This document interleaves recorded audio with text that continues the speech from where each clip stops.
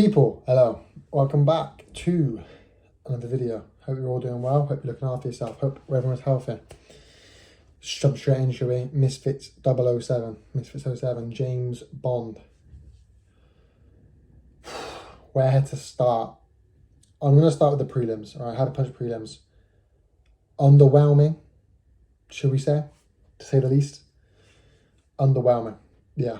I think that's a fair judgment. Look, it wasn't terrible, wasn't awful, wasn't dreadful, but underwhelming. You know, Keemstar especially bigs it up, this huge thing, it's this, that and the other. Was okay, wasn't awful. For a free before the bell prelims, fair enough, but okay, let's relax a bit, do you know what I mean? And then moving on from there, I was in the prelims, wasn't it? The Boogie 298 and the Wings fight.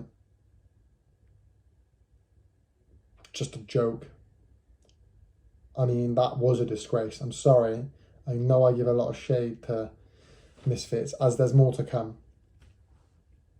Because for the attention it gets, it can be a bit of a shambles. It's fantastic for the sport. I think it's a fantastic event, promoting, as we saw in this Boogie and Wings fight, promoting health and fitness. And I think it's, in my opinion, essential, and my children, if I have them, will learn a martial art, because I think it's essential to learn a martial art because of the confidence you get from it. You know, just firstly being able to take care of yourself is important. The confidence, the people, the discipline, all of it is second to none. So it's great. But throwing two 400-pound men into a ring who were both clearly in no fighting state, making the rounds 1 minute doesn't make it okay. Do you know what I mean? If you have to make the rounds 1 minute, clearly they're not ready. Do you know what I'm saying? They're obviously not at that stage, are they? So don't do it. A 1 minute round, come on, don't take the piss. Two 400-pound men who clearly weren't fight ready, clearly couldn't box. I mean, that was just a joke. It was a disgrace. And don't get me wrong, well done to what they've done. They've both lost substantial amounts of weight, and good luck on their journeys. I hope they keep losing more weight. That's fantastic. It's amazing. And that's how people should be. People should be using that as inspiration, sure, but you don't throw them into a ring just for entertainment. You know, that was on the 13th. On the 6th of May, a fighter, I can't remember his name, it slips my mind, but a young fighter, who's young, died in the ring, or 2 hours after his fight, or something like that. Sustained an injury in the ring and collapsed and died. Professional boxer, and then a week later you're chucking two 400-pound men who can't even box and are in no fit state to fight, somehow pass their medical, which is another joke. And they have to fight 1 minute rounds? No, I'm sorry, it's just a disgrace. And it's a disgrace to the sport. It's embarrassing for them. And then the nerve to turn around and just not, you need to do better than that, you know? Moving on from that, I want to talk about Deji. Wow, he's good, isn't he? He's really good. I said it in the video, I said it, he'd win. Swarm was good on the pads and all this. Deji's just really good. And he said he took 3 months out after the Floyd fight and still did that. One of his best performances. Phenomenal. Really good. He's one of the best in the scene. He's really good. As far as amateur crossover boxing goes, it's really good. Phenomenal. Amazing performance. Amazing win. Where does he go from here? I think he should keep training, not take 3 months off, and he should lose weight. I think he should go on to, I mean, what did he weigh in at? 179, I think it was. Maybe a little bit lighter, around there. 168 for his next fight. 10 pounds, not that much. 160. If he can come in at 168 for his next fight, see what he's looks like there. Maybe go down again. 154, see what he looks like there. 154, that's not, I mean, that's 20 pounds, just over, but that's not, when you look at the shape he's in, it's not awful. He did get tired towards the end of the fight. But yeah, he's phenomenal. He'll beat a lot of people in the scene, won't he? Well done to him. Yeah, I'd like to see him keep training. Like to see him lose some weight, touch up on some skills a bit. Yeah, I would say his next fight 168 max, I think. And then on from there, got the Salt Pappy Anthony Taylor fight. Underwhelming again, disappointing. Wild on Anthony Taylor. Don't like the guy. He's 5'1", small man syndrome. Just don't like the guy. But well done to him. Deserved, he won the fight. I think we saw that. So I don't know why he wanted to go 3 rounds. Salt Pappy, he should have, the longer the fight went, the more in favour it kind of would have gone. But he did lose. Anthony Taylor clinching way too much. His walkout was done, but we'll come on to that later. But no, Salt Pappy should have gone for the longer rounds. I think he should lose some weight as well, And he looks in good shape, especially compared to when he started, but still lose a bit of weight, go down a couple of weight classes. Maybe he could fight Deji next in around that kind of weight. We'll see. But no, that was good. Good fight. One of the better ones for sure.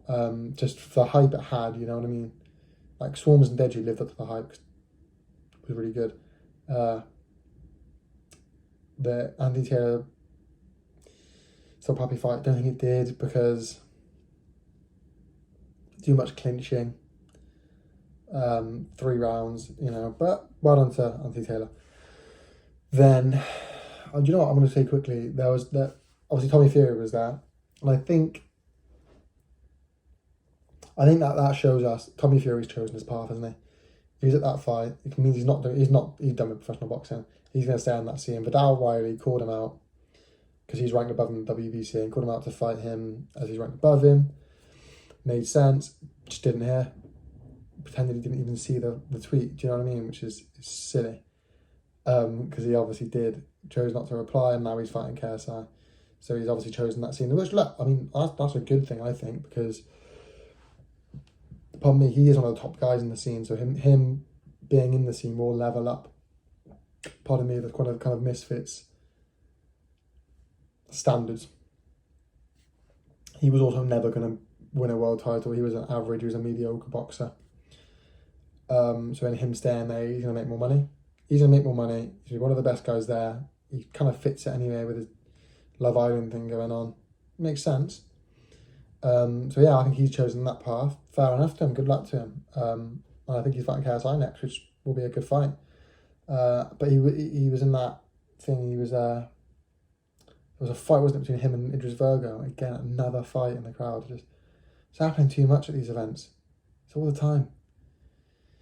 But yeah, I was talking about it before, so I'm not going to go over it again. I just thought I'd bring it up. And now we'll get to the main event. Let's start with the walkout, because both Anthony Taylor and Joe Fournier walked out to essentially strippers, which, again, I won't say too much on it. I just think it's a bad look when you've got essentially light porn for 12-year-olds to watch. And it's entertainment, I get it. I'm not saying it should never happen. And the walkouts is fine if it was just the walkouts. But it's also your weigh-ins and this, that and the other. And I just think, just sort it out. Half-naked women everywhere, you know what I mean? But that's Joe Fournier's kind of style. I think that's just Anthony Taylor being the fact, again, he's clearly got a ego complex, isn't he? And then the main event, KSI winning well. Round 1. Bell goes. KSI called it the flyby. I saw Wade called it the flyby was him like switching stances and stuff. No, it wasn't. KSI said the flyby. His team called it the flyby, which is where he rushes in the first round and tries to get him out as quick as he can. Didn't work, so then he slowed it down. But the round 1 was definitely still KSI. 100% went to KSI that round. Caught him with a few good punches and jabs. Round 2 evens out a little bit. Starts to get a bit more even. But definitely still KSI's round. Round 2 starts to get a little bit more even. Definitely gets a bit more even. But KSI was still winning the round easily.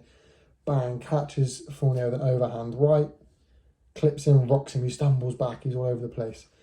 From there, I think, and I've had a few arguments on Twitter, I think any solid hit that landed, right hand, left hook, uppercut, would have seen Joe Fournier out on the floor, cold, KSI wins.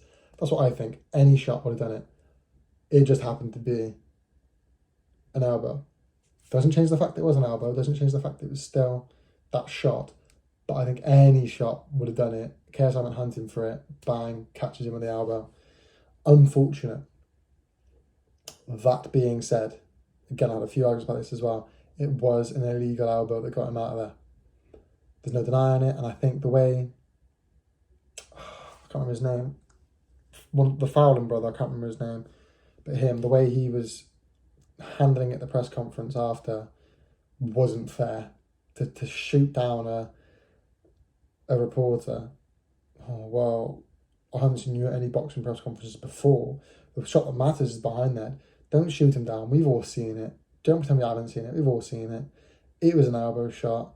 This whole smoke and mirrors isn't a good look. And